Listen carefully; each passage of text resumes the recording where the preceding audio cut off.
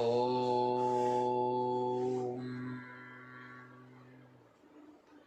ओंकारबिन्दुसंयुक्तं नित्यं ध्यायन्ति योगिनः कामदं मोक्षदं चैव ओंकाराय नमो नमः।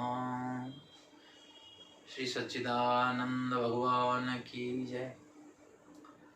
आज हम जो चर्चा है वह श्रोताओं के विषय में करेंगे कि सत्संग में कैसे श्रोता होना चाहिए, कैसा श्रोता का प्रभाव सत्संग के द्वारा उस पर पड़ता है।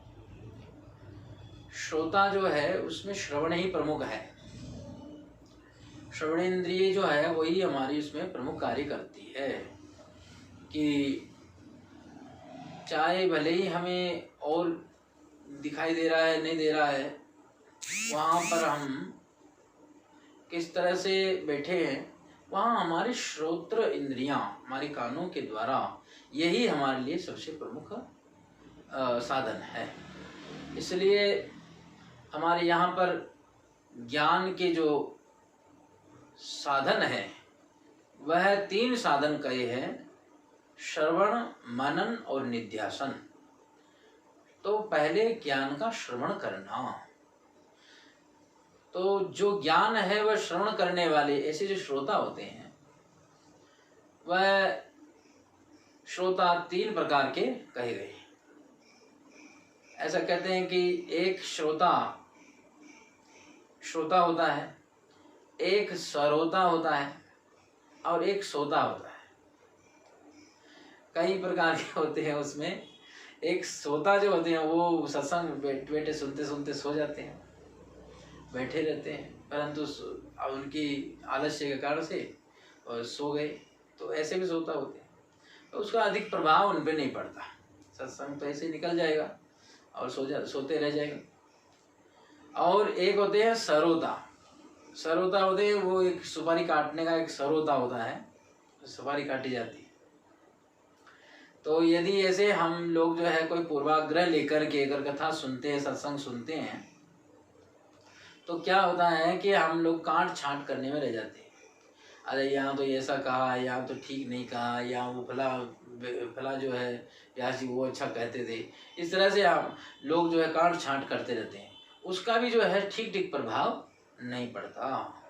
और तीसरे प्रकार के जो होते हैं श्रोता, बिल्कुल ठीक ढंग से होते हैं। वह श्रोता जो सत्संग का सुनते हैं और सुने हुए का जब उसका मनन करते हैं और मनन किए हुए ज्ञान को फिर अपने जीवन में उतार लिया जाता है, उसका आचरण कर लिया जाता है, तो निध्यासन कहलाता है।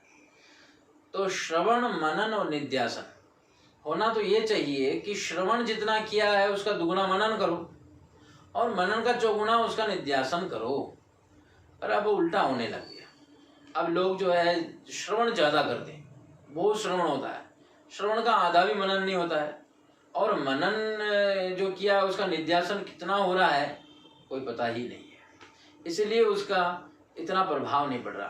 आजकल आप देखेंगे कि इतना सत्संग हो रहा है, जगह जगह पर सत्संग का, कथाओं का बाढ़ ही आई हुई है, इतना हो रहा, परंतु फिर भी उसका प्रभाव इतना क्यों नहीं पड़ रहा है? समाज सुधर क्यों नहीं रहा है? लोग क्यों नहीं सुधर रहे? कारण उसका ये है कि लोग श्रवण तो खूब करते पर उसका मनन नहीं करते, और मनन किए हुए ज्ञान को जीवन में उतारते नहीं, आचरण नहीं करते। वास्तव में आचरण जरूरी है। इसीलिए यह जो सत्संग में जो बैठता है, श्रवण करता है, कोई श्रोता संयोगात होता है, कुछ मजबूरन होते और कुछ वास्तव में ज्ञानवान होते हैं, जो जिज्ञासु होते हैं। तो जो व्यक्ति संयोगात है, अब संयोगात में ऐसे हैं कि कोई कहीं जा रहा था, बीच में देखा कि यहाँ सत्संग हो रहा है, कथा हो रही है, तो बैठ गए, सुनने लग गए। ये संयोगात है। वह कथा के हिसाब से नहीं आए, वह केवल वहाँ पर बैठे संयोगात रूप से वो सुनने के लिए आए, तो उसका प्रभाव पड़ेगा, परंतु इतना नहीं पड़ता है। और दूसरा वो है जो मजबूरन है। अब कई लोग हैं जो जहाँ पर अगर सत्संग हो रहा है, कथा हो रही है, तो वहाँ पर उनको बैठना पड़ता है, या किसी ने, अमुक ने, यजमान ने वो सत्संग करवाया, आयोजन रखा है, तो उसमें वो लोग उनको बुलाते हैं, निमंत्रण करते हैं, तो वो सोचते हैं कि हमें वहाँ जाना पड़ेगा, क्योंकि अगर हम नहीं गए तो वो भी हमारे नहीं आएंगे। तो इस तरह से वह उसका भी प्रभाव जो है वो इतना नहीं पड़ता है। तो सत्संग का जो जिज्ञासु बन करके, जो ज्ञानवान होकर के, सूझवान होकर के वो सत्संग को बड़े आदर पूर्वक जब सुनता है, उसका प्रभाव ज़्यादा पड़ता है। इसी तरह से उदाहरण दिए जाते हैं कि 3 प्रकार से सत्संग में व्यक्ति बैठता है, श्रवण करता है। कैसे कैसे कि एक होता है गाय की जैसे सुनने वाला, गाय की जैसे श्रोता, एक होता है बकरी की जैसा श्रोता, और एक होता है भैंस की जैसा श्रोता। तो गाय के जैसे वाला कैसा होता है? गाय को आपने देखा होगा, वो कभी पानी पीती है तो किसी तालाब में पानी पीती है तो वह अपने पानी से अपने पाँव को बाहर रखती है, पानी भीतर नहीं रखती, और पानी पी लेती है। और जो बकरी होती है उसको आप देखे होंगे पानी पीते तो वो अपने दोनों पाँव पहले पानी में डाल देती है और फिर पानी पीती है। और भैंस को आपने देखा होगा कि भैंस पूरी पूरी पानी के अंदर घुस जाती है और पानी पीती है। तो महापुरुषों ने इस प्रकार से 3 प्रकार के श्रोता बताए।